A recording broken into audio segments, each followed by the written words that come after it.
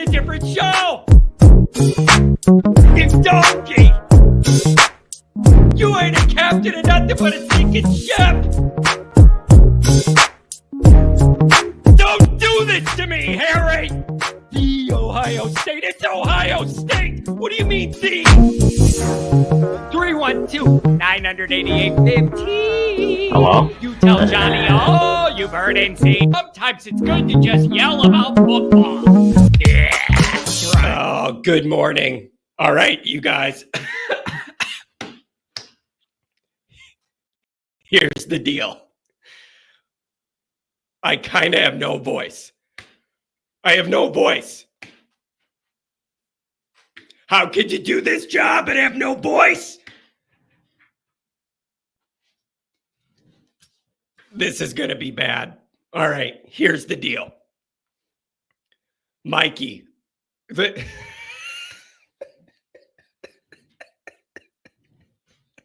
I got no voice, man. It's seasonal, whatever. You Johnny Emphysema.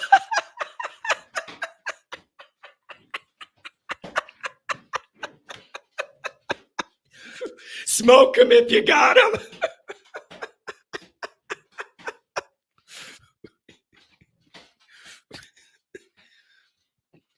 You guys, I got like a seasonal,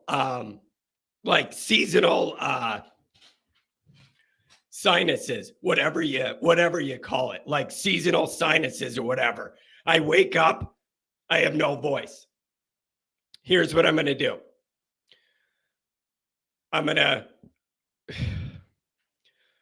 to try and do the super chats, take some calls, and that's going to be it. I just have no voice. I feel fine. The voice is just gone. In this weather change, fall, the sinuses hit me. It's awful. And I would rather save my voice for the post-game show tomorrow. It's something. Allergies, sinuses, something. So I'm going to go to the calls, get out of here, because this isn't going to be good for anybody. So let me do the couple super chats, you guys. I feel bad. You got to listen to this. $5 holler from the commander. Top of the morning. Here's to the show. We're in the hunt. This is bad radio. Steven, $2 holler. Appreciate it. Oh, I'm dying, you guys. This is so bad. Eric, $20 holler. Indy finds its groove. Blows out Stanford 45-10. Sound like RoboCop or something. $5 holler. This team needs the crowd up. No sitting. Good luck. Good luck. I don't think you're going to get that. Oh, man. Pat says this is what happens when you don't smoke cigars. Stanford secondary is pretty bad. Yeah, 122nd. 122nd in the nation defending the pass when I looked it up. And pretty good against the run. So throw the ball tomorrow, Notre Dame. God, I'm dying here. All right, I'm going right to the calls. 618, what's going on? 937-443. What's going on, 618? You do all the talking. Go ahead. Hey, how you doing, John, man? I got to hear you like that. Yeah, that's okay, man. You do the talking. What do you think? Man, I'm thinking that we blow Stanford out this weekend, man, and let them have a great game, man. We're going to see a second half like we never seen before, man. I really hope you're right. 23.5 point favorite. You got Notre Dame covering that? Yeah. I think they beat them by. Man, I think it'd be something similar to what last year's game was. But let me ask let me ask this: do you think Notre Dame gets off to a good start? Gotten off to slow starts at home all year. You think they get off to a good start this time? Yeah, I think they get off to a start like they had against Louisville. But besides, you know, you can have a great start, but you got to finish it as well, man. They got to finish, and against Louisville, it just seemed like they had no finish. Yeah, it's man, it would be good. What a good start if you could get in there, kick the crap out of them, keep it moving, get in. We get up 21-0 in the first quarter, and man, it goes from there, man. Man, I really do like it. You think they'll air the ball out a little? Stanford's pass defense is garbage. Yeah, Can we air it out a little? I think Denbrock say, man, look, let's open this up, man. Let's show the world. Like, everybody's talking about how bad our offense is. Let's show them how good our offense is. I like that a lot. What about the injuries? Are you worried Notre Dame's injuries are going to hold them back? I think once we get to the playoffs, yeah, but I don't think right now in the regular season. I don't see nobody who can beat them. I mean, come on, man. USC lost to Minnesota, man. I mean, it's this schedule, except for the academies, the military academies, man. But we lost to Northern. We lost to Northern, though. So who are we to say this stuff? Man, as of right now, I think that game was a fluke. You know. Yeah. Look what Northern did. They're 1-2 since they beat Notre Dame. Yeah, that's true. And they lost to teams that Notre Dame probably blow out right now. Yeah. So I don't know, man. I'm with you. And I want to see a good start. I'm sick of these sleepy starts. Show everybody it's going to be different the rest of the way. Get off to a good start. They have to, man. We gotta finish strong, man. We gotta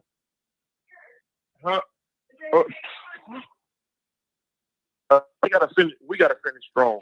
And if we finish strong, man, we wind up getting into the playoffs. And who knows? You know, if we get a home game, who knows? We might get into the second round and might even get into the third round. We never know, man. Let's just see how everything goes, how it plays out. Man, I still got them finishing up 11-1. How excited were you last week where all those teams lost and pushed Notre Dame right back up near the top 10? Man, I was like, man, I was excited, but I was surprised at the same time. Yeah, it was, man, what a gift. What an extra gift.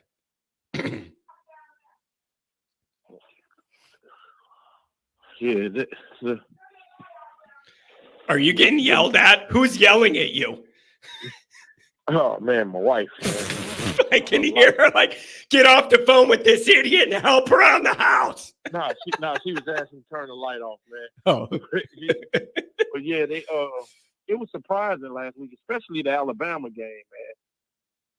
Oh yeah, that was man, that was it was a really interesting weekend. What a good week off. And we got to see the frauds that Ole Miss is. You know, I don't want Brian Kelly to win, but I think they beat Ole Miss this week. Yeah, that's going to be one of the top games to watch. I can't wait to see how that's going to go. Yeah, I'm going to let the other callers get in, man, and you get well, man. Beautiful. Hey, I appreciate you. Have a good weekend, buddy. Thanks for the kind words. Take care now. Oh, man, this is a struggle. God, this sucks. 859. What's going on, Tim? 937. I got you next. I'll save your voice. I will save your voice. You just listen back and let me go on a little rant. Beautiful. Go ahead. That's what I need today. Go ahead. Okay. Let's take this game by game. But I like the enthusiasm. That's nice of everybody. But for the love of God, let's not skip over USC. I don't give a damn if they've not won another game all year. They've cost us 5 national titles. Where I re-say this, 5 titles. I'd have 5 more banners in my damn basement. I don't have those. Why? Because of USC. So let's get there, first of all. And we can talk about the service academies. So everybody's, oh, yeah, USC's bad. They lost to Minnesota. No. Our worst nightmare is that they're struggling. You dumb people. You don't know the damn history, for God's sake. And also, let's get another thing going here. When you quote facts out of a game, you know what the hell you're talking about? Tony Rice did not throw a deep bomb to Rocket. He ran for a long touchdown. He completed a long pass to it because you know why I remember it? Because Keith Jackson lost his mind because he hated Notre Dame that much because he thought he stepped out of the back of the end zone. No, it was the way they had their end zone painted. I was sitting on the 20-yard line in that stupid-ass stadium. So let's know the history of Notre Dame football. And let's care. You know, where do you think we're going if we do not keep Marcus Freeman? Give me the coach you want. All these people calling, oh, Marcus Freeman's gone. Marcus, let's fire him. Can we let's see how this plays out? People got to realize what kind of record he's put up in the first 2 years. Yeah, we've lost some games we haven't. I'll grant you on that. But let's just see where we're at. But there's positive. The other sports are starting to upswing. I know it built the school, but it's like the backlash. The school, they're struggling with it. And I guarantee this, that the account sat down with them and said, look, we can't drop football. You realize what this does to our bottom line? All right, I've done my rant. I thought I'd save your voice. I hope to God we went out. But Army and Navy scares the hell out of me. And yeah, my other point. Remember when I called way back in the summer and said, and Andrew ripped on me, oh, that dumbass doesn't know what he's talking about. We did this in 2012. Okay, let's go with that one. How would we like to have a bye week going into SC? Except what do we got to go? Coast to coast. And how's Army playing this year? So I'm the dumbass that didn't mean to cuss. Didn't know what I was talking about. Okay, how's that looking at? You never know how a schedule's going to play out. We could have had a game under our belt. Granted, we got A&M. So let's go from there. All right, I've done my rant. You save your voice. I hope you feel better. I'll let you interject, but I figured I'd save you a couple minutes. Thank you, Tim. I really appreciate you, buddy. If you're going to save my voice, you got to give me more than 2 minutes. Look at this. They're saying I look like one of those commercials where you go, I used to smoke 90 packs. Look at my neck. I got one of those holes.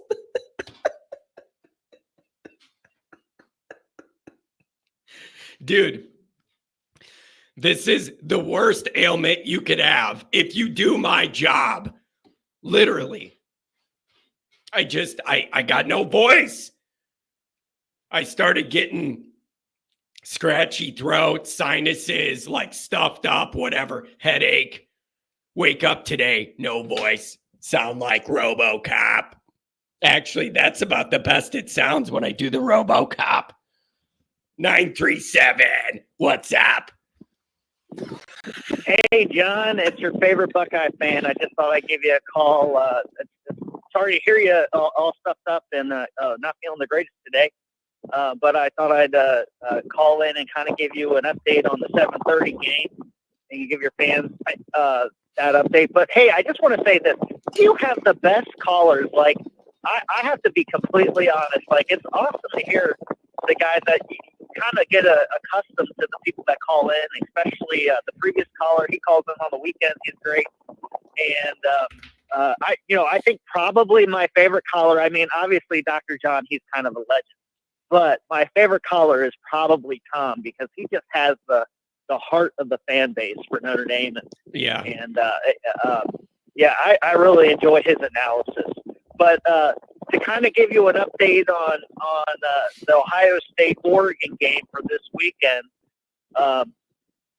looking at it, I think it's going to be a pretty darn close game. The travel is going to play into this. It's interesting. You know, we were just talking about USC and Minnesota. I think right now, the team that's had to travel to at least 2 time zones for Ohio in the Big Ten, they've lost 8 out of like 9 times. So it just kind of shows you that the travel means a ton. I do think Ohio State's going to be the better team. And there's a little bit of what do you call it? Like a little tidbit that just happened. Apparently, Jordan Birch, who's like one of their top defensive ends, he got injured in practice this week and was carted off the field. So if he's not playing and he's their big left defensive end, I think he's like 6'5", 290, something like that. He's a really big guy. That could really play into Ohio State's running game. I don't think the backups are near as big as him. And he's probably a top 2 rounder in the NFL draft. Honestly, he's a very talented guy for them. It's going to be go ahead. Oh, I got nothing. I can barely talk. Oh, okay. Okay. Just trying to survive. So looking at it, looking at it, after Iowa last week, I think their front seven is probably similar to Oregon, and Ohio State was able to run the ball, so that kind of gives me some hope. I know the line's 3.5 for the game,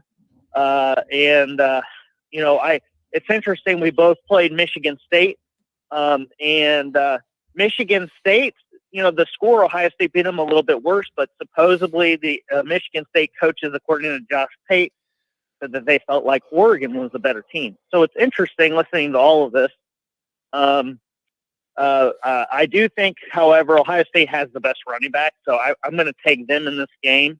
Oregon could win it, but I think Ohio State wins it 31-17, just in my humble opinion. I mean, obviously, I'm looking at it as a Buckeye fan, but just being what's the spread objective, on this game?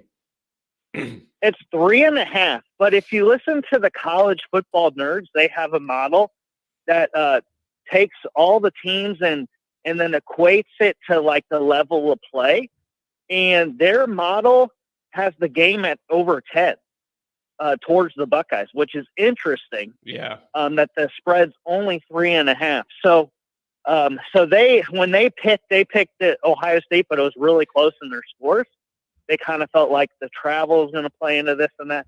But that was before that injury, and I think if that is a serious injury, like supposedly what the rumors are, that could really help Ohio State's running game, especially to the left side, which has been their strength throughout this early part of the season. But real quick, I'll talk a little bit about Notre Dame. The most Notre Dame-y thing, and I love how you term that, because it's true, is like everybody's expecting them to beat Stanford, and that's the times when they lose. So I think, man, you just got to watch every single game, and just enjoy the season. But gosh, it's a week by week struggle, man. You just don't know what you're gonna get. It's a week by week struggle. Like, you just hope they show up. Now they're beat up. You just don't know what you're gonna get. Yeah, it's going to be really interesting. I think, if you can beat the first academy, you'll beat the second academy. I think they run a similar offense. So it's actually kind of nice you get to play them twice, because you'll be able to, you can scheme for basically the same game twice. So that's kind of nice. But I'm sorry to hear your voice like this, John, and I just thought I'd give you a call and kind of give you a little analysis on the game coming up this weekend. I appreciate Oregon, they got some really good. The one matchup where I think they could really hurt the Buckeyes on, for any bettors out there, or gamblers, or people that are interested in Ohio State losing, which there's probably a few for the Notre Dame fans, but is if Oregon quickly learns that they can get their tight end in the middle of the field and beat our linebackers. They have a very good tight end. If that happens early, then it could be a long day for Ohio State. I remember in 2017 we played Iowa, and Iowa had a couple of tight ends that ended up going into the pros and are still there, I believe. And man, they whooped us because they just kept going on the tight ends and they were wide open. So just watch that matchup early. If Ohio State's able to stop that, then, I think my score prediction is probably pretty solid. If not, then it could be real close, or, if Oregon gets a couple turnovers, it could route for Oregon. So really interesting. I think that's probably the key for them. So I'll give it back to you. Get some rest, and hopefully I'll hear you tomorrow night. Hey, thanks a lot. Man, enjoy the game, buddy. Take care. Thanks, dude. Everybody's saying I sound like JFK Jr. We'll keep it in the family. JFK Jr. Kent's over here saying this dude doesn't realize none of these people care about Ohio State. Son of a buck. Oh, man, I am struggling today. Son of a gun. 443. Talk for me. Hey, John, sorry, it's nice to get through, but now you can't talk anyway. Yeah, I know. You got to do it. You got to do it. Talk to yourself. Entertain yourself. Here's what I got to say. Let me tell you about the Ohio State-Oregon game. No one cares, okay? They don't care. If you both could lose, I'd happily accept it, okay? And if everybody got hurt, I'd happily accept it. I don't care. There's only one game I care about on Saturday.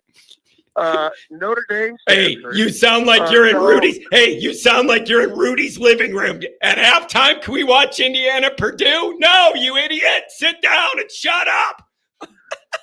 Yeah, like if they both could lose, that's the best day for me. So, yeah. Let me be. Unfortunately, he's a really nice guy, so I don't want to, beat him down too much. He is really nice. That's the problem. That's the only reason I don't get mad is because he's too freaking nice to me. It messes me up. Typical Buckeye fan that's an idiot that you don't like. So it throws me off, dude. I'll tell you the spread. The spread is that no one cares. Okay. Yeah. So here's where I'm at. Their weakness is our greatest weakness. So it's the battle of the weaknesses, really. Hopefully, this 2 weeks they have actually, got some more chemistry. There's been some progress in there, but the injuries are killing me. And I was calling in because I wanted to give you kudos. I remember, maybe a year ago when they signed that Under Armour deal, you brought up that, a higher percentage of people that wear Under Armour have lower body injuries, right? Yep. And what are we suffering from this year? Lower body injuries. And our new strength and conditioning coordinator that we anointed has a history with lower body injuries at the Denver Broncos. So while we anointed him at Texas A&M for a great job, there's cause for concerns. And the one thing I will say, the other caller about Freeman is, you can hate on Freeman all you want, but this is what I'm going to say. We're down to third string D end. And honestly, they're young kids, and you're seeing more talent than you've ever seen in our backups. I mean, we had a DN injury freaking 10 years ago. We might as well call in the season. We're still being competitive. So there's that as well. Yeah. So, I know he's not knocking the recruiting out of the park 100%, but I got to say, you can look around and see talent that we haven't seen. Now, Stanford, here's the deal. Yeah, you can pass on Stanford. But what doesn't Notre Dame do well once again? Pass. And it seems like a repetitive talking point I've had with you for the last 3 years, okay? 4 years. Well, maybe since I've been alive. Or since Brady Quinn. But anyway, it's whether our weakness is better than their weakness, and are we going to fulfill it? Hopefully we do. Lord knows we need to get on the same page. Let's see a good game plan. And for the love of God, show up for 4 quarters so I don't die. Yeah. You're already halfway dead, but wouldn't it be I good? might join you by. Man, I really hope they show up. I hope they show up ready to play. It'd be really nice, man. Show up ready to play. You're going to have to throw the ball to win this game. And they suck at defending the pass. They suck at defending the pass. 122 in the nation. Throw it on them. Yeah. So but when we're at the bottom of college football for throwing, that's really not our strength. And you know what? Hopefully the injuries stop, because I don't know how much lower we can go. We're already at the bottom of the depth chart. Yeah, that's true. Hopefully this changes. And our offensive line, listen, they're doing the best they can. They've had several injuries. Well, right now, I mean, they're doing the best they can. The best news of the bye week was Texas A&M looked great, and that's our biggest win. So hopefully they keep trucking along, and we keep finding a way to win. Bottom line. But unfortunately, this year just feels like another year where we're not a complete team. So hopefully we have enough to fight through, get the wins we need to get, and find a way, But it's just going to be we're here. It's going to be a 1 week battle at a time. You can't look ahead. You can't trust what you're going to get. One at a time. That's all you could do. Yeah. But yeah, I'm sorry you're not feeling well. It's that time of season. I will try to save your voice. I went on that little rant. Another thought, though, before I leave, is the recruiting situation. your friend Goolsby had a theory, and I'm starting to think he's right, that these top prospects commit to Notre Dame early. They get bigger NIL money, and then the other schools have to pump up what they offer. Yeah. It happened with Deuce. It happened with Tion. It's happened with everybody. A lot of people are starting to think that's the angle. That's the angle. Hit Notre Dame. It's a national brand. It goes all over, and we all as fans get excited, and we play them up and how great they are, and they're top page news, and then they finally flip to what their true intentions were, the money all along. But you got to give Freeman credit. When have we, in recent years, gone to third on the depth chart, third string or fourth string on the depth chart, and had anything worth watching? You know, there's been nothing. So that is a good point. The talent I'm seeing gets me excited for the future. As far as Riley Leonard going, you just don't know. And to say it's a guarantee, no, I can't say any win's a guarantee. When you don't show up against Northern Illinois, and you pointed out that it was a fluke. Well, if a fluke can happen once, it can happen again. So don't downplay that. You've seen them at their worst, you've seen them at their best, and we've seen them at average. So we haven't seen their best. And we haven't seen that in college football in general, of the land of no one cares about. But your call is right. USC, I won't count them out because they screw up my life every time. You know, California doesn't fall in the ocean. They screw up my life. You know what I'm saying? Yeah. It just is what it is, you know? So be blessed, feel better. I'm sorry your voice sucked finally when I got through, but be blessed, brother. Hey, Bye. Thanks a lot, buddy. Enjoy the weekend of games. Take care. Good caller. Nice guy. Angela Rudiger. Always good to have a Rudiger in the chat. Oh, that sounds good. Angela says, crazy morning. I'm here. Geez, Johnny, you turned 40 and can't talk. Maybe it's the ultimate sign. John turns 40 yesterday and his voice leaves him forever. It's never coming back. Oh, what a struggle. 419 and then 716 coming up. What's up, Mark? What's going on? I'm struggling, Mark. Patreon.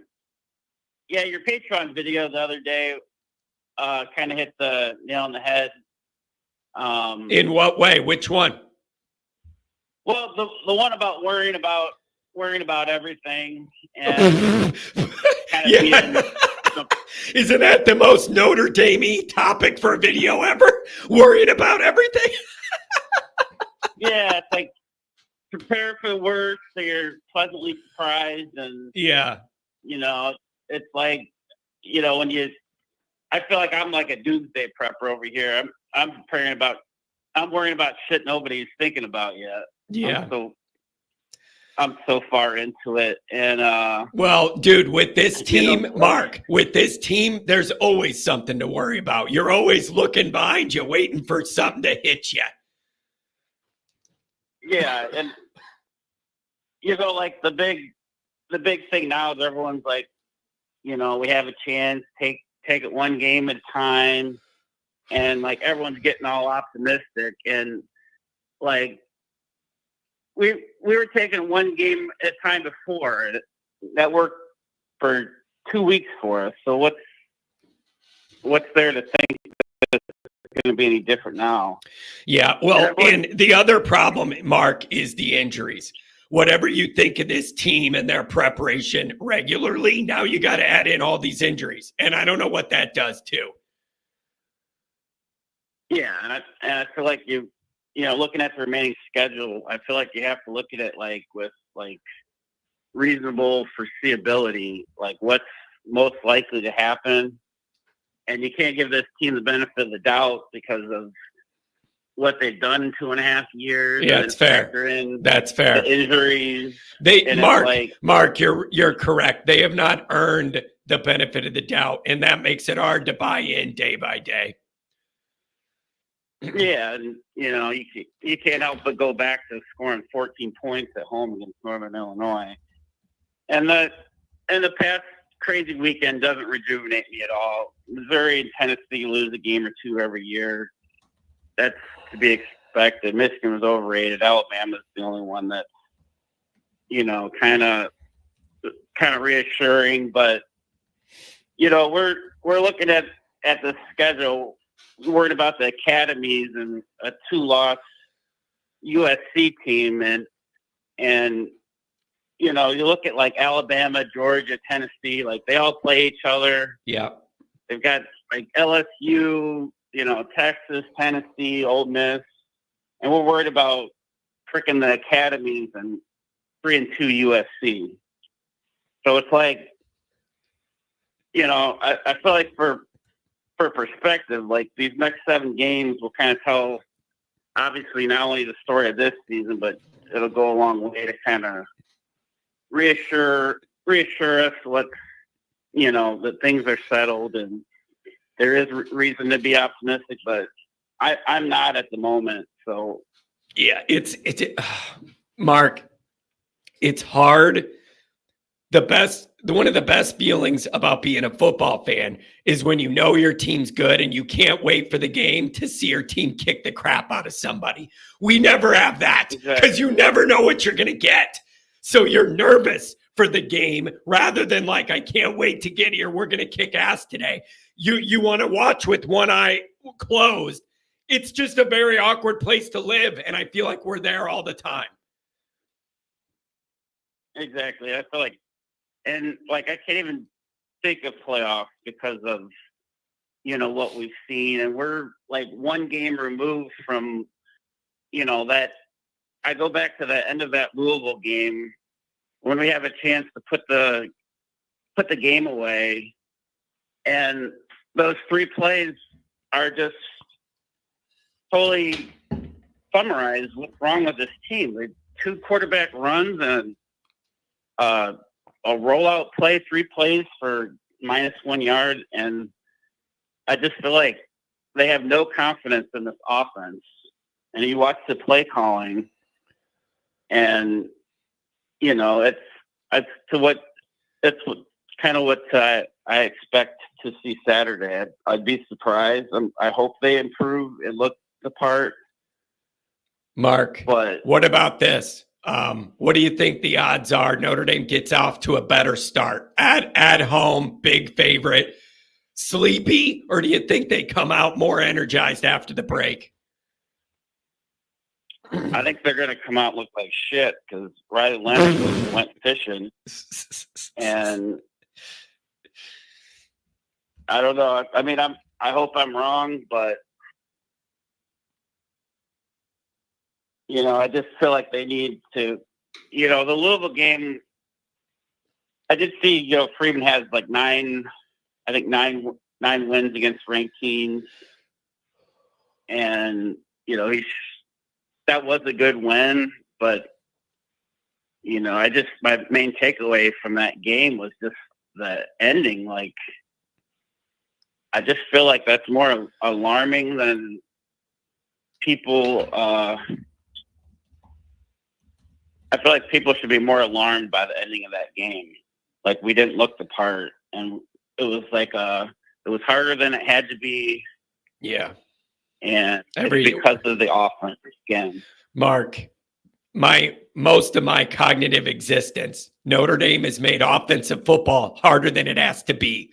Why can't Notre Dame just run consistently good offenses? What am I missing? What is it about Notre Dame that they can't put together good offense? I hate it. I sound haunted, Mark. I sound haunted. This is terrible radio. Yeah, but I hate to be like Mr. Negative, but I kind of hear all these people talking about playoffs, and at the same breath, they're worried about, you know, Navy and Army for as good as they are. And looking at these other playoff caliber teams, and, you know, Alabama's playing LSU, Ole Miss, Tennessee, Georgia, and you know, what we're worried about, it just goes a long way. Like, if we're good and we're a playoff team, what are we worrying about? Yeah. Yeah, man, it's going to be, I think, a week-to-week battle. I trust nothing. Believe it only when you see it. This team's so inconsistent, and then you add in the injuries. You're just going to have to fight for every one of these wins.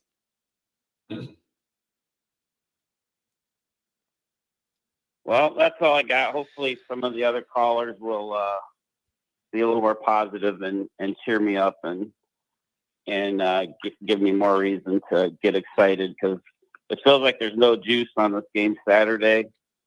And at least as far as I can tell, but it's going to be. Maybe there is, and I'm just not seeing it. I hope so. I'd love to see them come out with a little different vibe, but I don't know if I can trust that. All right, Mark, enjoy your weekend, bro. All right, feel better. Thanks. Bye. Yeah, see ya. 716, you're coming up. God, you guys are funny.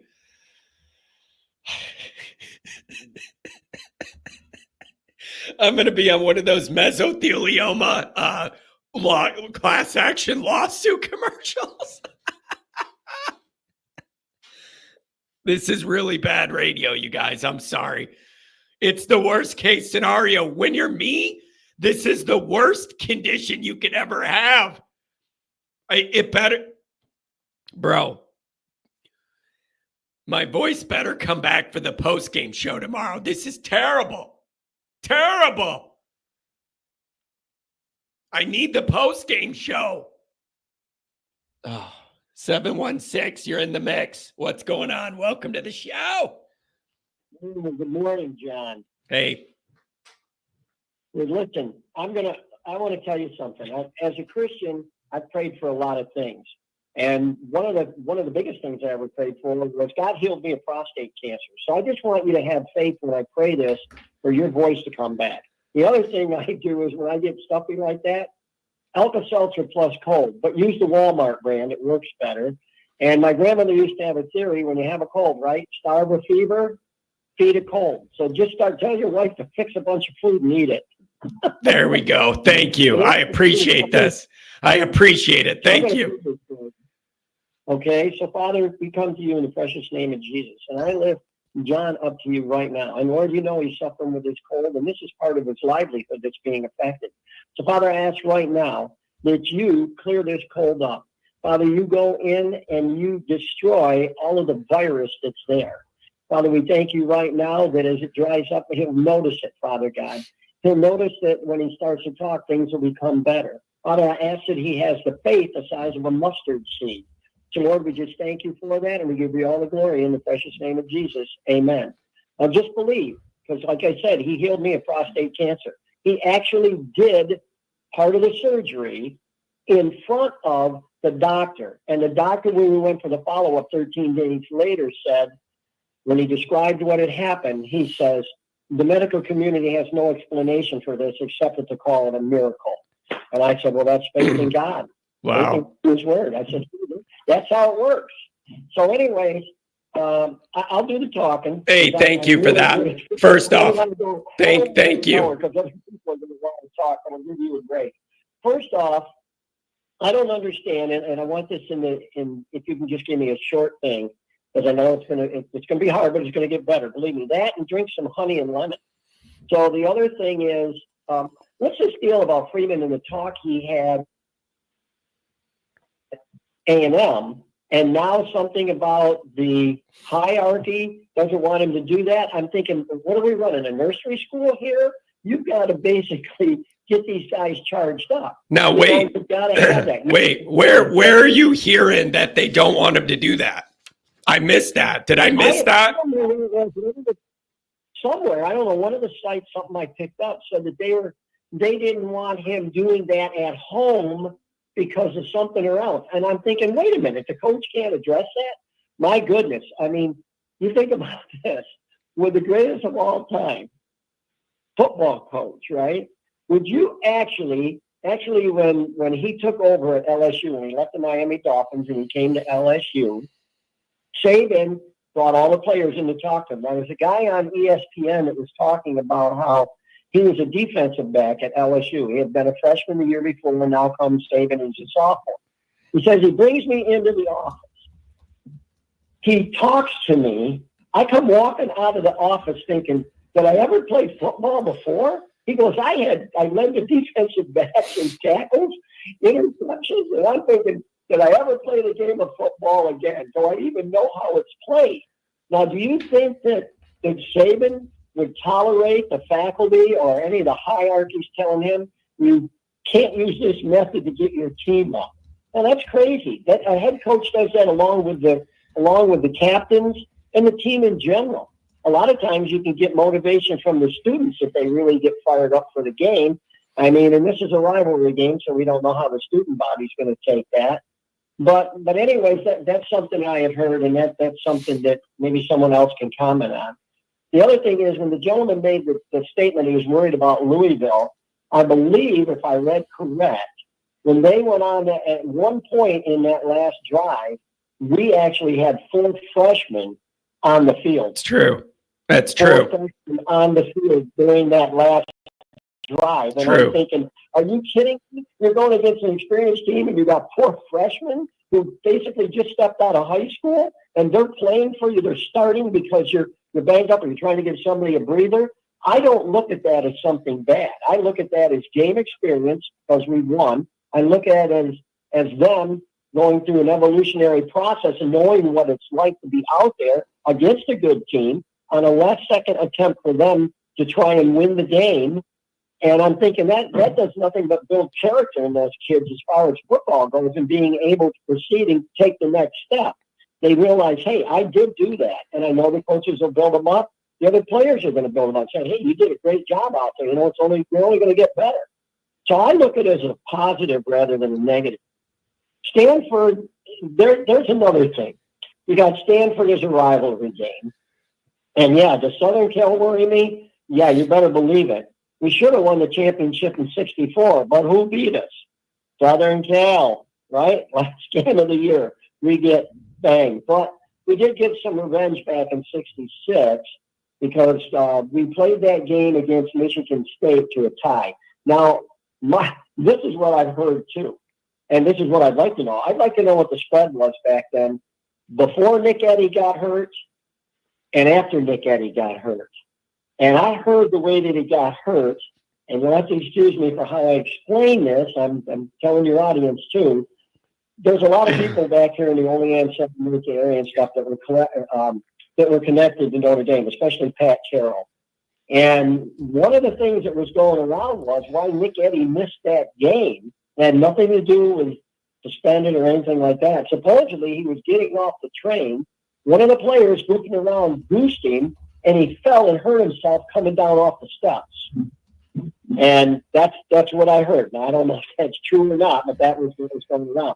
But if you remember, when we went out to Southern Cal and played them, we beat them 51-0. That's the worst beating they've ever had, I think. 51-0, because they said they wanted to set a tone. But like I said, yeah, the gentleman said, Southern Cal has been a nemesis of ours for a long time. It is a really great rivalry, and I hope it continues. But like I said, the guy from Fox there, he thinks it should, not be a rivalry anymore, and they should stop it because, Notre Dame needs it more than Southern Cal. So you seen the way Southern Cal's been playing lately? Well, let's say they both need that, and they both need to be good when they play against each other, because that goes a long way, because it's usually mid-season to get an idea how Notre Dame is when we play them at home, and then it's the end of the year when we play them, when they're going to be deciding on who's going to be going to the playoffs. So, yeah, that's a game that both teams need. Southern Cal could be, they don't know, and they beat us. Well, then that could be the thing. If they're playing good, hey, they could make the playoffs, and vice versa. But anyways, that's just some of the things I was thinking about. And I was thinking about, do I have other interests this weekend? Sure. I mean, I'm going to watch Notre Dame. There's no doubt about that. But I want to keep an eye on all the other scores we mentioned the other day, Oklahoma, Texas, and Michigan, Oregon. And, yeah, the spread will change on that. If they know that defensive lineman's hurt, you better believe they'll change that. And I did some research on why they can be so close on all of these things and all of the games, why Vegas can be good. I read it, and I was almost shocked. I reread it again. They run 10,000 scenarios for each game through a computer. So when you're betting against a computer, and all of these, and the 10,000 scenarios would probably be all the factors like people that have injuries, what's the weather going to be like, what's the tendencies for each team, But this is why they can get it and get it really close. That's Because interesting. they have that. Yeah, I read it. I read it twice. They can't say 1,000 or 10,000. The computer can do that. I mean, we're in the age of computers. But that's why they get everything so close, because they can factor everything in like we can't figure everything in. And they get inside information. I mean, you can bet your bottom dollar on that, you know. But anyways, that's what I heard, because you think about it. The sports line is still saying 45.5 over under for Notre Dame, and still favored by 23.5 points. Do you think Notre Dame starts the game off quicker, or are you expecting a sleepy event after the bye? If we get the opening kickoff, I don't think we're going to fumble, because you're going to have some people back there. I remember a coach I had in high school. He gave a football to all the running backs and had them walk around when they were in between classes, and he didn't believe you couldn't get a ride to practice. You had to walk to practice. And practice was about a mile from the high school, because we practiced at an elementary school, and then you had to walk from the high school to get there. And he had all the running backs had to carry a football in their arms during the day, class to class, and then when they were going to practice. So we're carrying our books, and we're carrying the football in the other arm. And the books got too heavy. If you had a lot, then you'd switch arms. But anyway, that's what he had everybody do. And I don't know. I mean, we didn't have a lot of fumbles. Yeah. So maybe that was a cure. Walk around with it the right way all day long, get used to it, it becomes second nature. Yeah. There you go. Yes, I think you're going to see a different Notre Dame team. I think this bye week and then the week, coming up for the game, the 2 weeks that they had, I think they had time to assess a lot of things about how the season was going, really what's expected of them. I think the young kids are going to, there's going to be times, you get an opportunity in 2 weeks to talk to each other on the team and influences from the upperclassmen on the lowerclassmen, and technique and everything that goes with that. I think they're going to come out fast. I think when you get to the point that undoubtedly these guys probably watch other games. They have kids they went to school with that have gone to other universities. They're going to watch to see how they're doing, and they're going to watch the board. But you can't get caught up in that. When game day comes, you're focused just on game day. It's like Stanton said for the Yankees. They interviewed him twice, and he's so calm. He gives interviews to everybody. They asked him about stuff, and he just said, well, you just focus in. He says it's time to focus in. When it gets to this point, you focus in, you do what you need to do. You can't let all the outside noise bother you. He says you have to focus in, you blank all that out. So if the kids learn that as they get older, they should learn that you get rid of that. Yeah. And I think you're going to see a different team out there this week. I really do. I think you're going to see things that are going to be pleasing. I think Riley Leonard gained a lot of confidence out of that last game in passing. I really do. I think because they were talking, Rick Neuheisel said, Notre Dame can go a long ways if Leonard can pass the ball. He goes, he's done it in the past. I don't know what his problem is right now, but he's done it in the past. He probably will get that back at some point. Because you can't have that and all of a sudden it just disappears. Yeah. No, there's something in his mechanics. I think a lot of it is, and I look at it this way, psychologically, he's thinking about the injury he had. Okay? And I think he's concerned about the offensive line protecting him.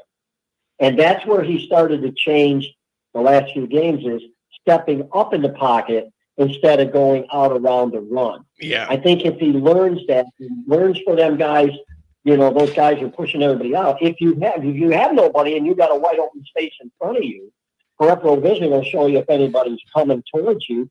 Take off and run, yes, but don't have that as your first criteria. Yeah. And I think he's gotten away from that. Let's pass first and run's always my option. Yeah. He needs to go back to that. He needs to go back to stepping up in the pocket and making the plays because the receivers are open. I mean, it showed when I watched that thing you had us watch with Gouldsby and the other gentleman. They broke down the pass play and how many options he did have. And timing's another thing. You got to remember, he didn't get a chance to work with these guys in the spring. He supposedly took them down to a camp that what's his name? He used to play Rivers, Philip Rivers' camp, and do some things with them down there. But that's not the same as a game situation. And the more you practice, and my theory's always been, it's not just practice, it's practice perfect. Get the play right. Make sure, run it over and over till you get it right. Everything that could happen. Frank Leahy style. Timing down, yeah, I think that timing is going to make the big difference with him. I think everything is his timing with his receivers, trusting his receivers that he can. He's got to learn their speed and what they're doing because you can throw the ball, and there's a lot of times, like I said, my grandson was quarterbacking and he threw like 7 interceptions. And the coach says, Daniel, your problem is, this was in flag football in junior high, your problem is that you can get the ball there. You got to throw it out in front of them so they can run to grab it. Yeah. Otherwise, they got to stop and break the slide. Throw it out in front. After we started doing that, everything changed.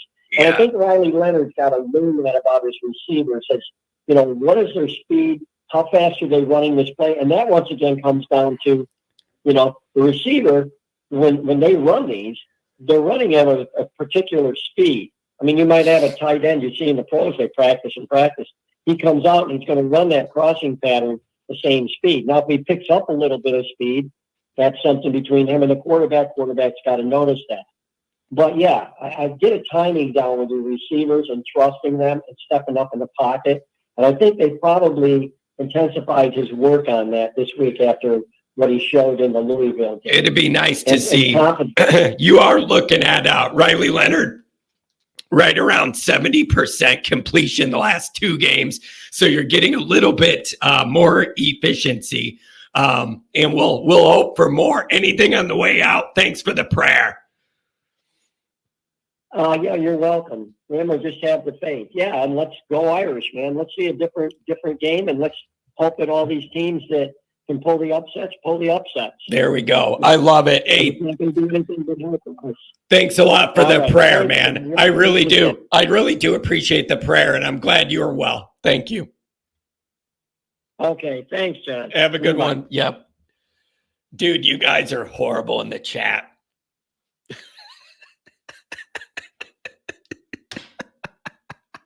You guys are horrible. Oh, what a struggle. Oh, what a struggle. Man. Pap, what's going on, buddy? I don't even know how to follow that up. Dude, I should have just let that go. You can fill the whole 2 hours. It's perfect. I wouldn't have to say a damn word, man. It will just hit every different decade of Notre Dame football. We'll cover it all.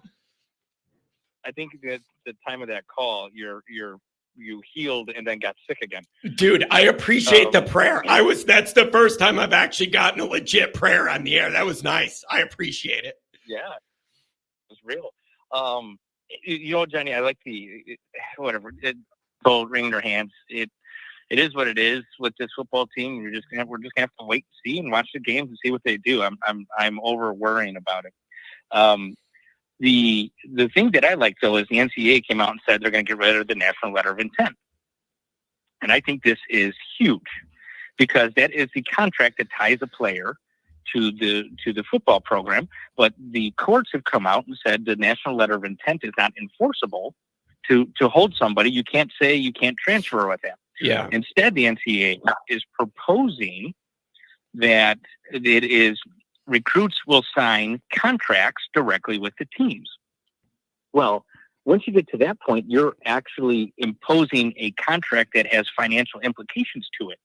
So you can put all sorts of qualifiers in there, such as you're going to sign a 3-year deal, and if you transfer, you can't transfer and play for another team right away. They can do that because it's no longer it's no longer a national letter of intent that, outside of providing an education, gives the student no advantage. There's financial implications to that. Essentially, a non-compete clause in these contracts, and you can turn around and enforce it. And I think this might actually take care of the transfer portal issue, at least with the way it is. I think it'll never go away, because you might get a player like a Deuce Knight who you're going to say, look, you're going to come here, we're going to give you a lot of money, you got to sign a 3-year deal. But then you get a player that nobody's ever heard of, like somebody that just signed, Notre Dame just picked up that wide receiver from Florida or something like that. You're going to get a player like that, and you're going to say, well, we'll give you a 1-year deal or a 2-year deal because we don't know if it's going to even work out with you. So there's going to be different situations for different players. And yes, this gives the opportunity for, Auburn to come in and undercut a Deuce Knight and say, well, we'll give you a 1-year deal for all the same money or whatever. But I think that conferences at the end of the day will come in and say, no. There'll be collusion, essentially. And they're going to come in and say, no, we can't do this. But I also do kind of foresee, if that does happen, Notre Dame's going to have an unfair advantage because they don't have the same rules that the conference is imposing. And unless Notre Dame gets on board, this may be a way to force Notre Dame's hand into a conference. This is really, really interesting. I read this news story, Pat, and I couldn't make sense of where it was going, like what it's going to look like from now on. I had no concept of that. Yeah, that's what I see it as. They're trying to fix. It's been, the courts have made it completely useless, the national letter of intent. And I'm sure there's still going to be a signing day, so you can't sign contracts until December or whatever it is, or February, whenever they set the date. So they're still going to have that. But I think you're going to see these contracts that are binding these players to the schools with some sort of non-compete clause to prevent transfer. So a quarterback has to sign a deal that says, no, you're going to be here for 3 years. We're going to develop you. If it doesn't work out after 3 years, fine, you can go. But you don't just get to walk out the door after one season because you didn't get the playing time you wanted. Dude, let me put it this way. That's what I hope is going to happen. It's really, really interesting. So then do you end up in a situation where,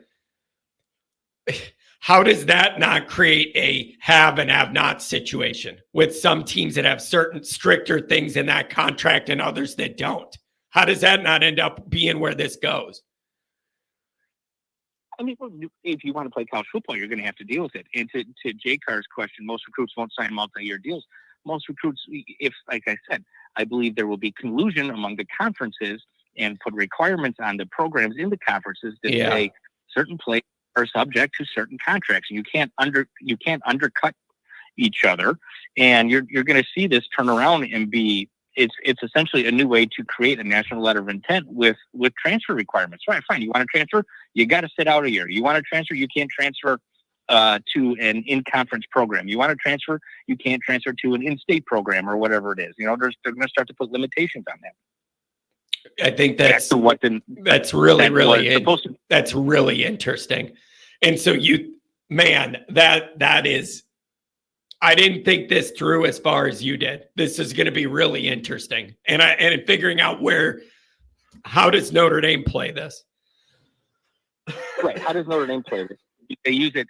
Does Notre Dame turn around? Well, because the thing I worry about with Notre Dame is they're going to go to every player and say, no, you signed 4-year deals. You signed 4-year deals because this is Notre Dame and it's a 4 for 40.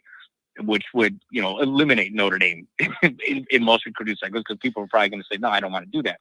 But we'll see how it plays out. But I do think that this is a way to, well, first of all, first and foremost, it is to get rid of the NIL is useless. There's no point to the NLI. I mean, the national letter of intent. There's no point to that anymore.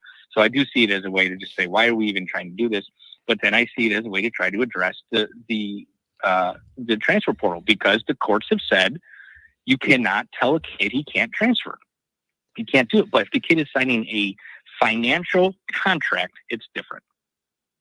That's really, really interesting. But Jake Brown, what if they don't have a choice? What if Auburn and Ole Miss and LSU are all saying to the kid, you're going to come here, you got to sign a 3-year deal? Are they going to go play for Parker at Troy and take that 1-year deal? I mean, come on, you're not going to do that and for way less money. I'm telling you, they can really put these kids into positions where they have to sign long-term deals. But can't you only do that if everybody does that, or you have no leverage because nobody's going to sign your deal when everybody else has looser requirements? Do you get what I'm saying? Like, if you're the one that's trying to be hard about it, why would anybody go to you? Well, yeah, again, it's going to come down to the conferences and the restrictions that they put on the teams. Because I mean, let's be honest. There's only two conferences anymore. There's the SEC and the Big Ten. You know, the ACC and the Big 12 really aren't. They're not the high money, so they're not really going to draw the kids they think they're going to draw. So it's just, we'll see. We'll just see. Either regardless, I like it because I think this is a way to kind of slow down some of the BS, to put these kids in contracts, even if it's every kid's got to sign a 2-year deal. They might come out and say every kid has to sign a 2-year deal. You cannot transfer with it, and you got to sign a 2-year deal, and you got to stay there for 2 years unless the team agrees to release you from your contract. You know, like the NFL does. That's still immensely better than what we see right now. I mean, look at the kid from Michigan that he's bounced all over already. You know, he went UCLA, transferred right away. I mean, the kid at USC that's at Boise State now, these kids bouncing around all over the place. And they're not, what's really bad is these kids are not developing because they're not staying in a system to actually develop. They're having, their coaches are constantly changing. The offenses are constantly changing. So they end up not developing the way they should. And that's not going to be any good for them either. Pat, you sound like you work in the financial aid office for a Big Ten school. What do you think of the Rudy Project? Have you looked into that yet? The Rudy Project with Captain Jack? Huh? I have not looked into it. No. I'll have to look into it. Have you seen anything about it? A concept of what it is, vaguely? Nope. Captain Jack, with a bunch of private equity Disney money, is trying to put together a mega league with the 4 power conferences all under one umbrella plus Notre Dame, have one big TV deal that covers everybody, and everybody makes like $130 million a year and all this shit. Yeah. And it's all under one umbrella. But then the SEC doesn't want to do it because they already have leverage. So they'd rather leave money on the table than let everybody else catch up. It's really interesting that Jack's behind it. Yeah, I saw that. I didn't know Jack was behind it. I didn't know it was called Rudy Project, but it's like a 70-team super conference. Yeah. And it's $6 billion, and everybody's getting a payout of like $120 million a year, guaranteed. Yeah, I did see that. Well, you know what? I mean, that's kind of where college football is going, anyways, right? It is, but it feels like the Big Ten and the SEC fought so hard to get the leverage they have. Why would they want to let everybody else catch up? They would rather. They put $1 million per team. That's the thing. It feels like they would rather leave $80 million on the table just to maintain the gap they have now than to do this and let people catch up. It's wild. Yeah, we'll see what actually comes of it. I don't think they end up doing that because they've all been money-hungry whores from the beginning. But I would caution Notre Dame fans, just because Jack Swabrick is a graduate and was an athletic director for a super long time, I wouldn't sit here and think, well, he's got the best interest of Notre Dame at heart here. Money talks, and if he's dealing with a fund that's got $6 billion, I wouldn't trust Jack to have Notre Dame's best interest in heart. Yeah, it's going to be interesting, but this is where everything's trending. I don't know, man. It's wild. Yeah. College football may cease to exist in 10 years. At least the college football we grew up knowing is gone, and it may not be much more than what we see it now in the next 10 years. Yeah, man, there's going to be a lot of change. Pat, thanks for calling so I didn't have to talk. Anytime, Johnny. Hey, next time you can't talk, send me the link. I'll join you. Go play some golf. Thanks. Going to. I'm out Saturday, and I got golf and a wedding on Saturday. So interesting. No Cotter this weekend. All right. Well, enjoy, buddy. See ya later. Oh, Ander, thanks for the $5 holler. I'm going to say my voice and not read it. 615, make it come alive. My voice, that is.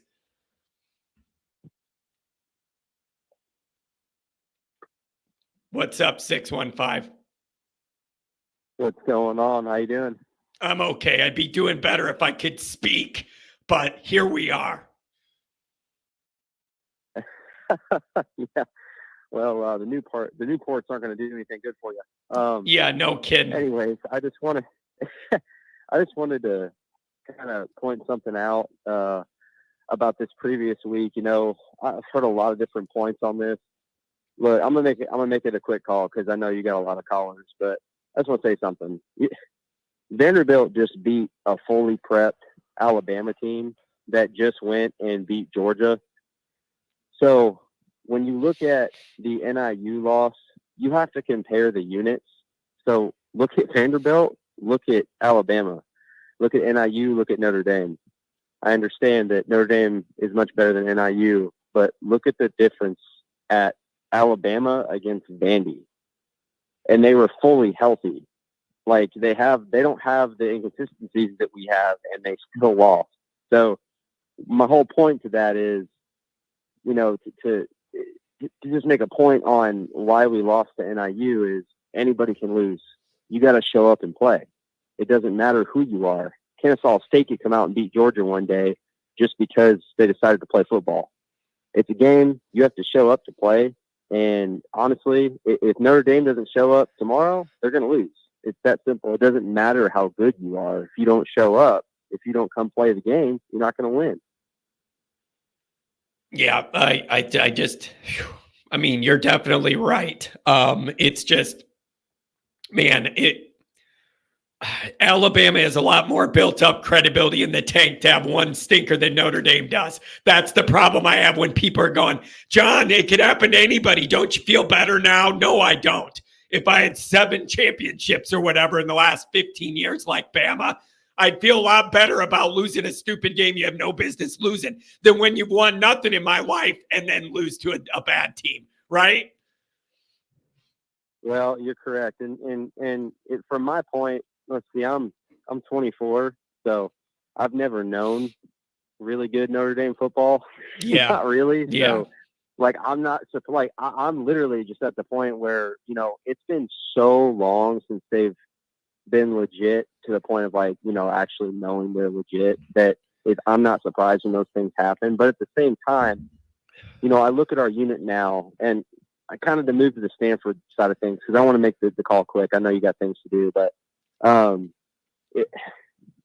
look, Stanford has no passing defense, and let's be honest, the teams they've played, they don't run a lot. That's why they've been good with the run defense. And Notre Dame, in reality, we've seen Riley Leonard throw the ball. He can throw the football. We've seen us run. We obviously can run. There's no reason for us to not come out and have dual threat, triple threat, especially when he can run. If we come out and they can't score touchdowns, I mean, at this point, it's on the players. Like, they just have to do what they've got to do. Yeah. And you had an extra week to prep. Let's see what we get.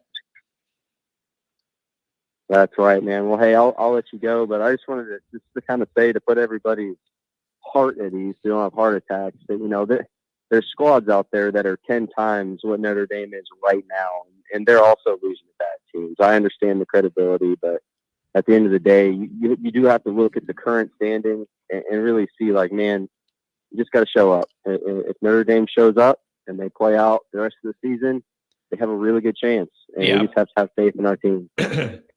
Yep. Really good point. Hey, thanks a lot, man. Appreciate you. Hey, you have a good day, brother. Have a good one. Sounded like he just drove over a rumble strip. He's going off the road. My voice sucks. 901, let's have a little fun. What's up?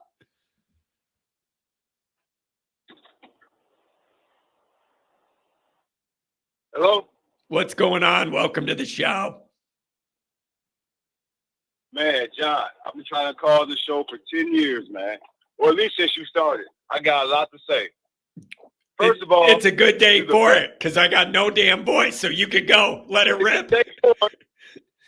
For some reason, everybody's saying, let me get off, because I know you have more calls to talk to. But on any other day, everybody has a lot to say. Hey, I'm from Indiana. I'm from South Bend. I stay down here in Memphis, Tennessee.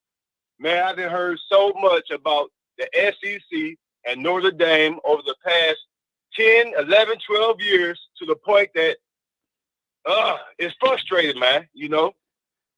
Hey, I first started listening to this show, man, because everything you say, 99% of the fans agree with.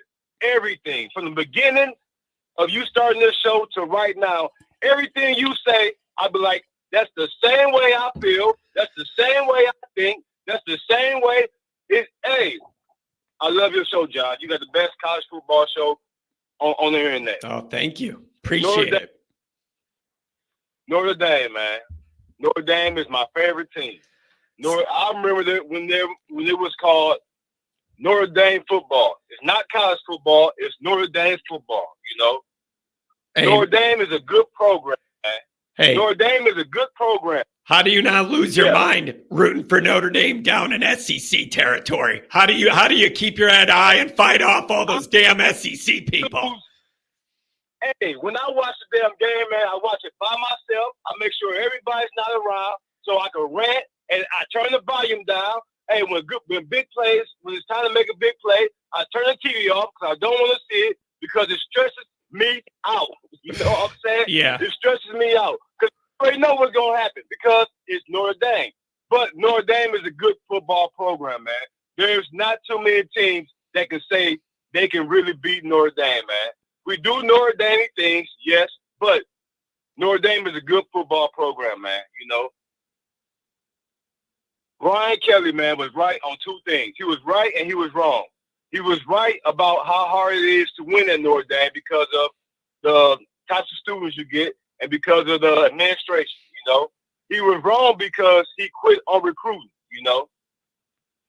Yeah. And Marcus Freeman, I think he feels that same way. If he didn't feel it, he will soon come to feel it. So as long as he stay committed to Notre Dame, hey, he's a Notre Dame coach. Brian Kelly was a Notre Dame coach, man, until he wanted the fans to accept his reasons why we were losing. We know why we were losing. We've seen it, you know. We know why.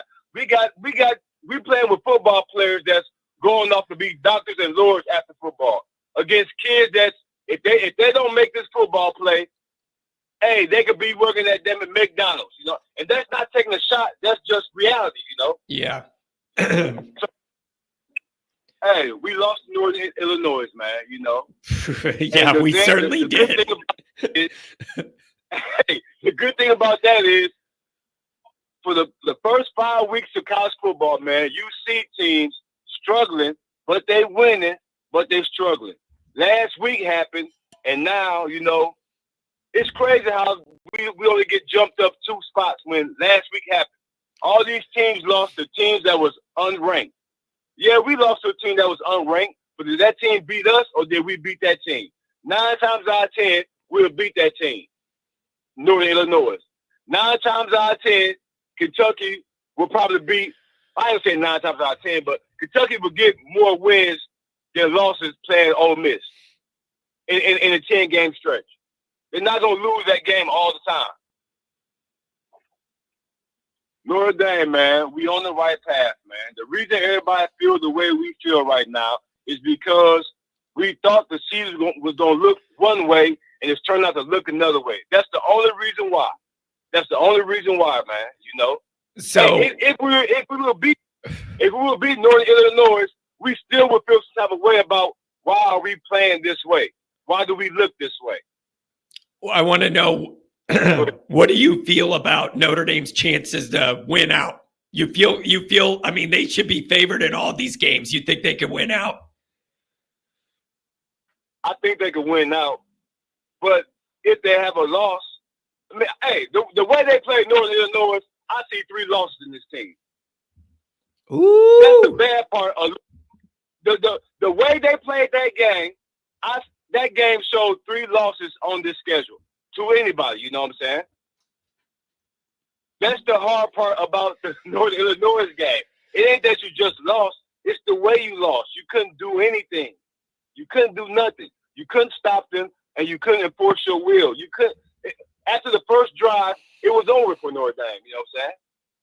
Yeah, it's why I don't know. You know, it make you question. Damn it, did we beat Texas A&M or did Texas A&M beat themselves?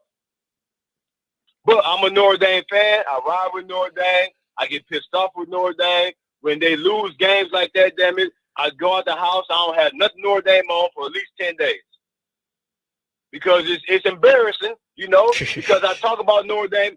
Everybody around here know me as they'll call me by my name. They call me, hey, Notre Dame. You know. Yeah. So when they lose that, it's embarrassing. You know what I'm saying? And as a fan, it pisses you off. You know. But Notre Dame is a good program, man. We got good students. We got good athletes, man. We really do, man, you know. And we could beat damn near any team in the country if we play our A game, you know. A lot of teams can't say that, you know. If you're not Clemson, Alabama, or Georgia, there's nothing you can really say about Notre Dame, you know. Hey, we played 6-8. Hey, when Brian Kelly was with Notre Dame, man, we played, 6 ACC games. No one talked about. Well, I heard you speak about it, but it's never factored in that, damn it, hey, before we play all these games, these teams are taking bye weeks. We're flying all over the country to play these games, you know. It's wearing down on us at the end of the season. Now these other teams are doing it, and it's wearing down on them at the 4th or 3rd week of the season. So Notre Dame is a good team, man. You know, all we got to do is get that quarterback right. Why? I don't know why we as Notre Dame hasn't had a quarterback by now. Like that's crazy, you know. It really is, you know. But once we get that quarterback, man, we'll be up there with them teams, man. Once we show recruits that we could develop a good quarterback, we'll be up there with them teams, you know. That's the only thing we've been missing. Man, I hope you're right. I'm right, John. I'm right. Because I watch, all I do is watch. I don't say college football. I watch Notre Dame. I'm not going to lie, you know. And, you know, you hear a lot of people say, well, all Notre Dame fans do is watch Notre Dame. Yeah, it's kind of true, you know. Yeah, well, it is, but it is different. We're not in a conference, so you're just not as intimately tied to as many teams as if you're in a conference. So it's automatically a different watch every week. Yeah, hey, I'll watch a team either we have to play against or a team we just beat. But watching like Alabama, Auburn, I'm not. Hey, I'll probably watch the first 5 minutes of that game, and it's like, oh, you know, Notre Dame. Hey, I'm calling off work to watch the Notre Dame game. Hey, I took a vacation to watch that Alabama and Notre Dame championship game, man. After that game, man, I came outside, took my Notre Dame flags off my car because I was pissed off. It was bad. It was bad. Hey, as soon as I got back to work, everybody said, man, you took off for that, you know? I said, yeah, man, shit. Yeah, that's rough, man. Hey, God bless you, though, representing us down there in your area. It can't be easy. There's a few of you. I appreciate you representing. Hey, I done construction, man. I've been to 4 or 5 different SEC colleges. I've been to Ole Miss Stadium. I've been to Auburn Stadium. I've been to LSU Stadium. You know what I'm saying? Doing construction, man. And, man, when I get in the stadiums, man, I'd be going to write Notre Dame all over everything, but I don't know. I like that. I thought about buying some Notre Dame stickers, and when I go there, hey, I just put them up in the elevators, you know what I'm saying, on the doors. That's perfect. Like, who the hell's doing this? That's perfect, man. I like it. So what do you think, man? Do you predict, does Notre Dame come out ready to play against Stanford, or do you think they're going to be sleepy, or are they going to come out prepared?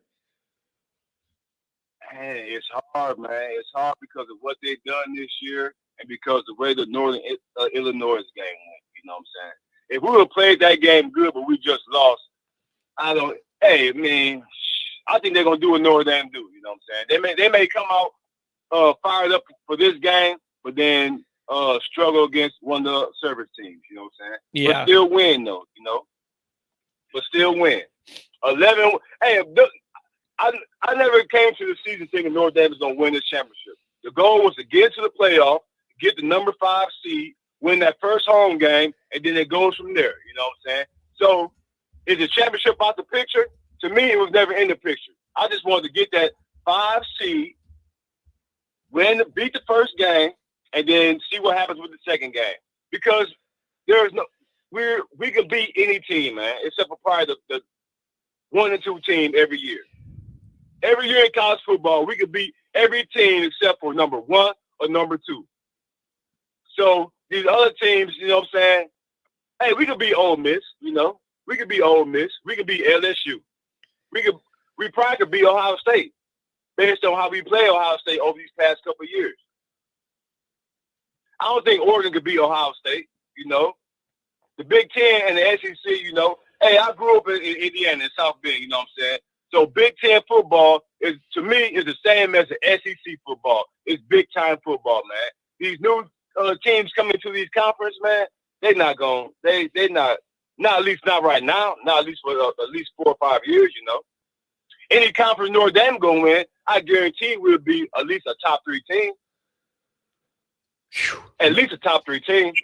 Yeah, man, it's I don't know. It would be it'd be interesting to see, and we may have to go down that road some year. I don't know. May have to.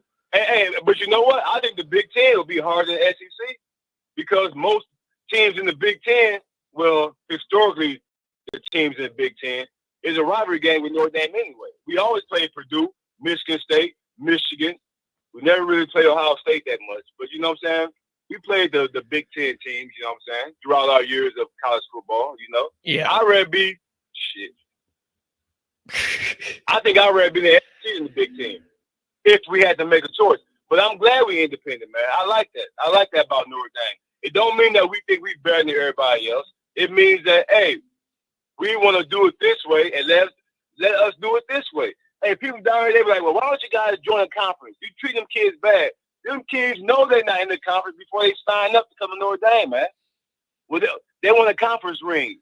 And the conference, hey, as soon as your team lose, as soon as the LSU team lose, they start talking about the SEC. And I'm talking about LSU, man. Well, the SEC is better than Notre Dame. You comparing 10, 12 teams to one school? I'm talking about those. So Tennessee lose. Well, the SEC is better than Notre Dame. What you mean, man? We're talking about Notre Dame and Tennessee. We're not talking about Notre Dame, Alabama, Tennessee. Hey, the SEC is always 1 or 2 teams heavy. The rest of them teams be bottom feeders, man. It's either between Alabama, Georgia, or LSU. The rest of them teams, man, they there, you know. None of them other teams at the bottom at the SEC rise to the top. Never. It's always either Alabama, Georgia, or LSU. And 1 or 2 years you may get a Florida. But it's those 3 teams, man. The rest of them teams is just like them in Nebraska. Arkansas now a powerhouse football team. What about Oregon? What about Oregon? Where would Notre Dame stack up to Oregon? Man, Oregon just got into football, as far as I'm concerned, man. Yeah, they got into that Nike money. Oregon is not Oregon is not a football team, man. And I'm saying that to say, like, no, Oregon's not better than Notre Dame, man. Can they beat Notre Dame? Yeah, and now you could beat Notre Dame, but will Oregon beat Notre Dame in more times in a 10-game stretch? I don't think so. Man. I don't think so. Yeah, it would be interesting. Hey, man, represent us down there. Anything else? Thanks for the call today. Carrying the show while I can't talk. Thanks. Hey, I'm just glad I got the call, man. I tried to call so many times, and hey, the reason why I called today because hey, I heard your voice. I said, you know what? I'm calling. I'm gonna talk today. I appreciate it. When we lost the Ohio State game, the first one, I had them in 3 pages of notes that I was gonna call and talk about. Ooh. Because I win and then I seen the loss. You know what I'm saying? And I was like, man, this damn team, they don't know what they just dropped the chance of saying, hey, we could beat these types of teams. That was what it was really all about. We had a chance to beat those types of teams, and we had dropped it. You know what I'm saying? We had dropped the ball. Even last year it happened again. But that first year, when we were at Ohio State, oh, man, I came home. I wrote down 3 pages of notes, and I went back from the beginning to up to the end. That's what I was going to speak about. Right now I'm at work, and I'm kind of, I'm all over the place, man. But I'm going to call back again. And I appreciate it. Man, But I you really do. are- I appreciate it, man. Thanks for the kind words. I'm glad we were able to connect and you got through. Hey, you are what every Notre Dame fan believes, thinks, and feel. Even the ones that don't want to say it, they agree with everything you say. I guarantee you they do. There's no way in the world that I could be seeing this and then you see it and you say it and have the same exact feeling as, hey, you the best college football show, man. Hey, thanks a lot, buddy. Enjoy the football this weekend. Take care. Oh, it's gonna be stressful. Yeah, That's isn't Notre it? Dame. Yeah, no kidding. Every week's gonna be stressful if you're a Notre Dame fan. That dude, who knew? Johnny has no voice. You get some new callers. Maybe that's all it takes. 757. What's going on, Andrew? You're after that. What's up? John, how's it going? Hey, I'm just trying to echo in the last callers. I heard the voice. I hope you're feeling better here shortly. Oh, thanks. I don't necessarily have a ton to say. I'm choosing to be ridiculously optimistic for the rest of the season. My standard go-to prediction, Riley Leonard is going to be lights out. He's going to throw like 4 TDs. We're going to see Steve Angeli get up in there. I'm going with my second son to the game tomorrow. So hopefully, the weather will be nice. But we're going to see predictions for tomorrow. We're going to see 4 TDs from Angeli, 3 of which are going to be passing. We're going to get Leonard. We're going to see Leonard, 4 TDs. Maybe a little bit too optimistic to get 4 TDs out of Angeli. We're going to get a couple passing TDs out of Angeli. Defense is going to be lights out. And then I'm looking forward to the bye week is going to be very good for Ben Morrison. So I don't know what's going on with him. Obviously he's still playing very well, but he's going to cement in the second half of his season top 10 pick in the NFL draft. And he's going to play all the way to the end. That'll be the other prediction. Okay. So I'm looking forward to the rest of the season. Number 1 is supposed to be really good weather tomorrow, so I think you're in good shape there. Number 2, what is your confidence level? Notre Dame's going to show up ready to play tomorrow and not be sleepy, take a month and a half to wake up. Do you think they're going to show up after the bye energized, ready to go, or is it going to be more of the same? No, I think they'll look good.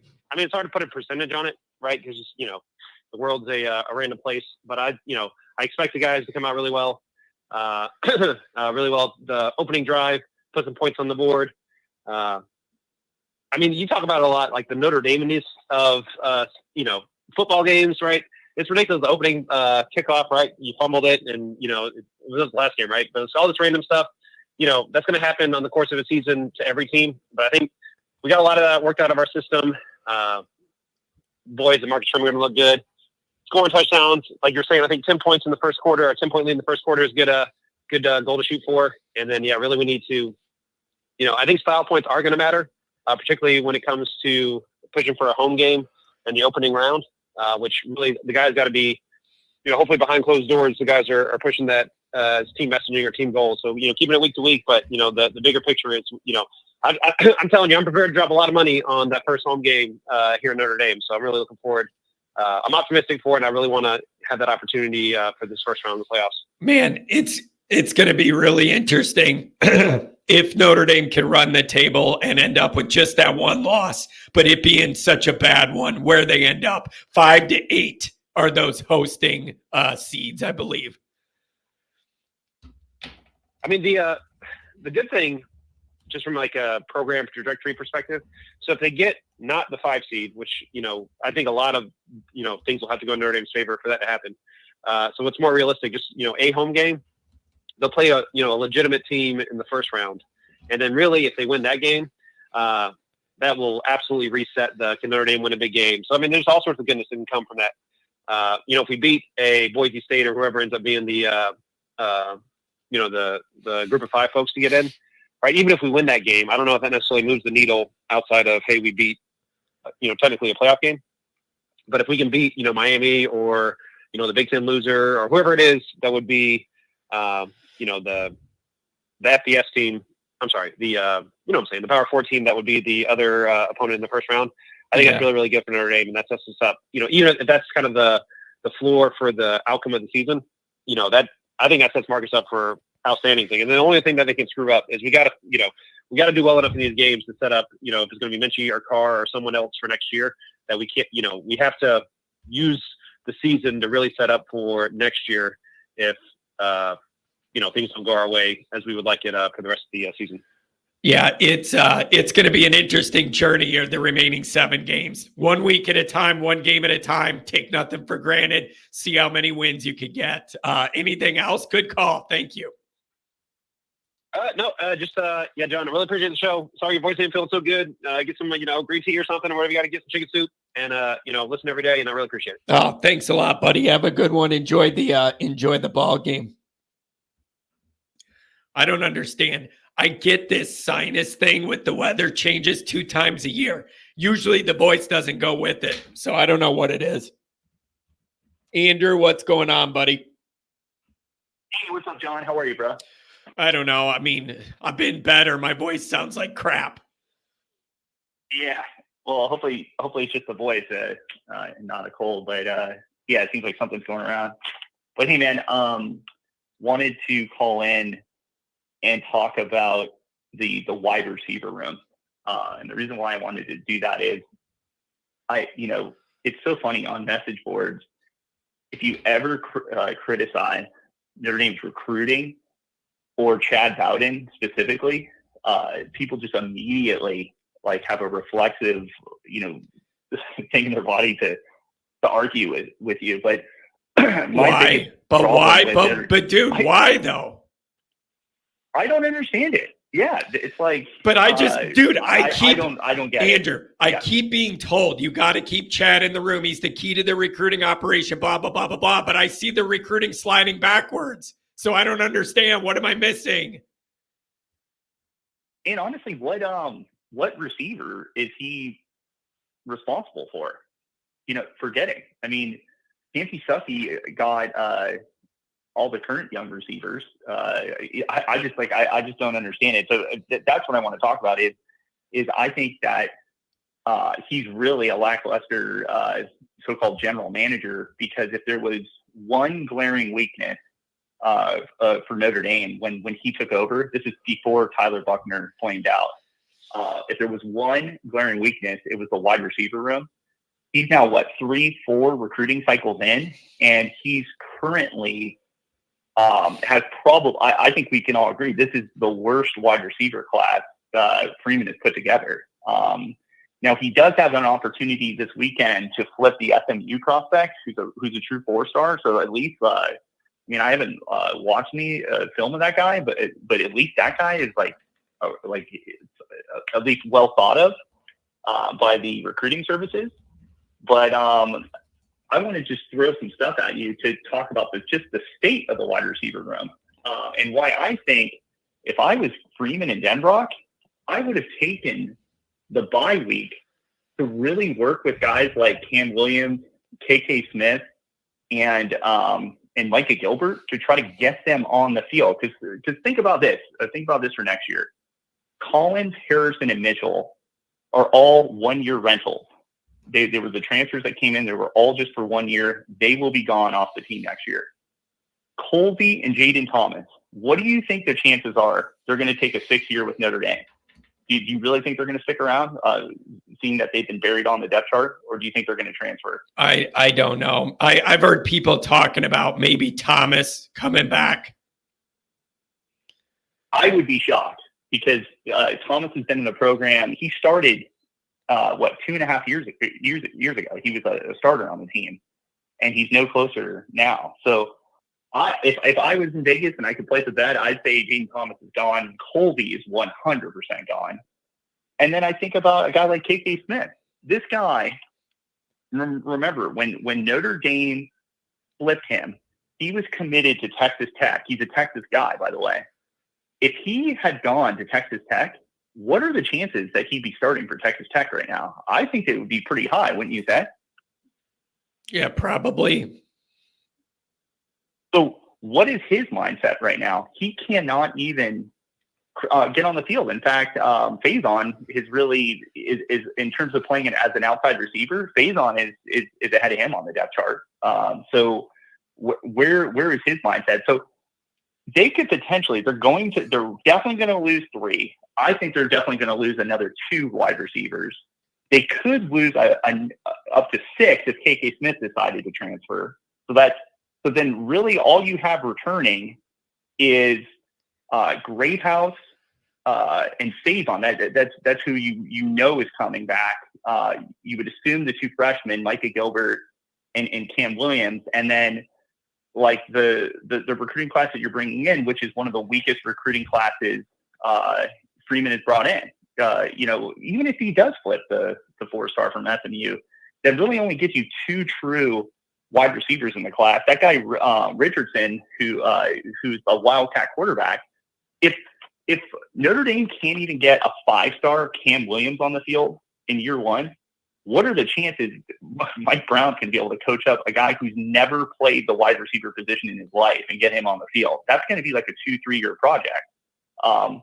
And then Jerome Bettis Jr., to me, and this might sound messed up, it feels like a legacy recruitment that they threw Jerome Bettis a bone, because he has not moved up at all in the recruiting rankings. He has stayed pretty stagnant where he's at. And, a lot of teams were recruiting him as a safety, not a wide receiver. So, I think that the state of the room is bad right now. And if I was Denbrock and I was, looking at this job more from a macro picture, I would have told Mike Brown to start working with those younger guys. You need to get them ready for next year, because they have to play next year. They have to not only play, but potentially start. What do you think? Yeah, you got to use what you have when you have limited resources, right? Like, they don't have a lot of guys to be picky with. Get Cam Williams up and running. Let's go. And it's not like these 1-year rentals are blowing teams away. Like, it's one thing if you got Keon Coleman, who transferred into your program. He's only going to be there for 1 year, and he's like the best receiver in the country. Collins made a nice play against Texas A&M. He did a couple things via like a bubble screen, a few times. But did anybody notice how poor his effort was against Louisville? It seemed like he didn't even want to be out there. And then Mitchell, I think that guy might be in the witness protection program. I haven't seen him do anything all year. So weirdly, the guy that gets the most targets, I feel like, is Harrison, who's not even supposed to be a receiver. They brought him here to be a kick returner. So I don't understand what the plan is at wide receiver. I would suspect Notre Dame's going to have to bring in 3, maybe 4 receivers next year just to fill out their roster. In terms of transfer. Yeah, what I'm getting frustrated with is like the building up of this recruiting operation. I'm just telling you, it's not going your way, and you're losing your top end guys. You're totally whipping at some position groups. Like, it's not good enough. So I don't know why Chad is like this king hero. You're not getting the results you need right now. So I need them to change something. Yeah, and all I can say is this: if someone's gonna go after Chad Bowden this offseason, don't give this guy a raise. It's ridiculous. I feel like I pick on Chad Bowden, but the thing that bothers me about it is, I'm sure he was really inventive and good when he was in the same role at Cincinnati. But God, when you think about that, just think about this for a minute, John. When Cincinnati was in the AAC, they were like top dog. Like, think about that. They're like a quasi Power 5 type school. In fact, they were kind of like a Power 5 team when they were in the Big East. Remember, like Mark Antonio was the coach, and then obviously Brian Kelly was the coach. They were really good. And then they got kind of left out of the conference shuffle. And so they were kind of like top dogs in the AAC. Additionally, the city of Cincinnati produces incredible football players. Like, Notre Dame right now is like recruiting quite a bit in Cincinnati. Michael Mayer was from Kentucky, just across the border. Right? They produce sick football players. So think about, like, they were sort of like, a big fish in a small pond. And so you can look like you're like some genius, because you can dominate this, like, you can dominate at a program like Cincinnati when you're playing much lesser teams. Look at Cincinnati now. When they're in the Big 12, they're kind of like West Virginia. They're just very average. So I say all that to be that Notre Dame is such a unique place to recruit. you can't recruit just any player in the country. So like, it just never made sense to me that you would hire a guy to be in charge of your recruiting operation who's never been a Power 5 head recruiter. Do you get what I'm saying? Like, Yeah. I would want a guy who had been at like all different types of programs, maybe who actually had to recruit against Notre Dame, like, and because that person would understand how Notre Dame landed prospects and stuff like that. Like, did Cincinnati ever pull a prospect away from Notre Dame? Like, I feel like they were talking to two different types of players. So, yeah, I just think I'm really disappointed. I think that I think Freeman is certainly a good recruiter, has good relationships with his players, but the whole point of Freeman, I thought, was he was going to come in and really elevate the program. Like, he had. There's no doubt. This is not a shot at Notre Dame's recruiting across the board. Like I also think, like, as part of my super chat, I talked a lot of smack about Al Washington, and I think he's proven me wrong. Like, he's getting not only production from backups, he's getting production from fourth-string Vipers. Like, he's clearly knows how to coach, and that he knows how to pick talent. So when I'm wrong, I'll say I'm wrong, and I think that guy is doing a really good job. But the wide receiver room is, believe it or not, and this is shocking to say, John, next year, if they don't hit on some transfers, their wide receiver room could be worse than when Notre Dame, or than when Freeman inherited in 22. So, I mean, so just like, I think that the half glass full is, I really hope to see some young guys here against Stanford, because Stanford's secondary is garbage. And it would be a perfect time to try to break in some guys like KK Smith and Micah Gilbert. So, man, I'm with you with your concerns on some of this, and that recruiting it's not what I need for what I thought this operation was going to provide. It's not, for a lot of different reasons. It's nowhere near what we need. Yeah, and I just love this comment. Like, some guys saying that Notre Dame doesn't drop money bags. It's like, dude, it's legal to do that.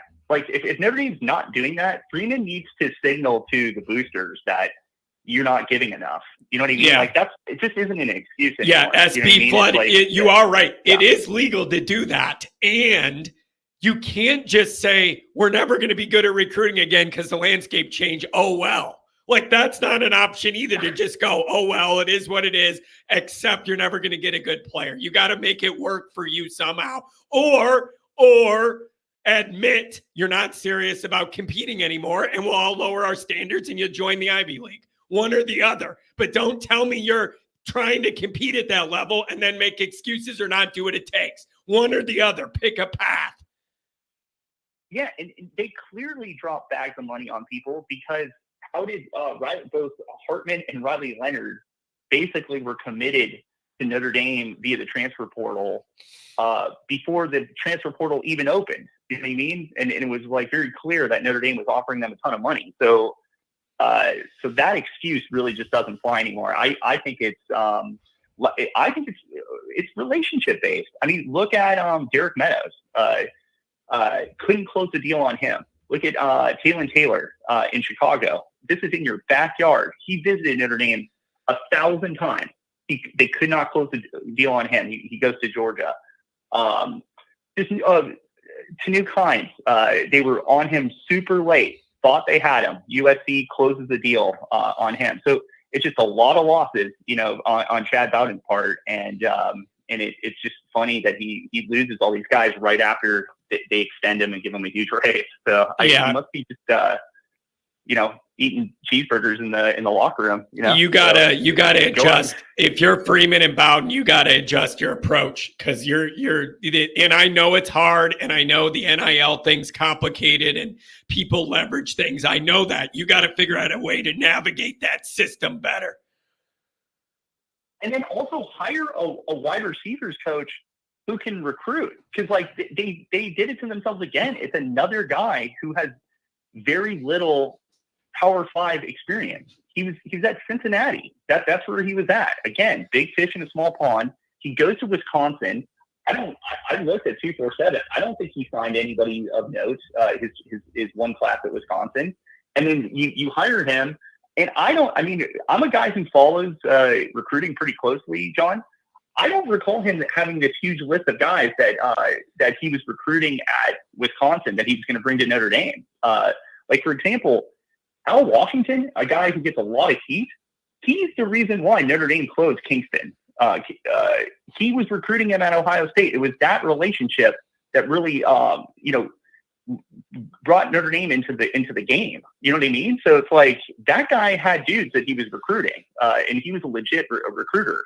This new guy, it's like, what are you doing, man?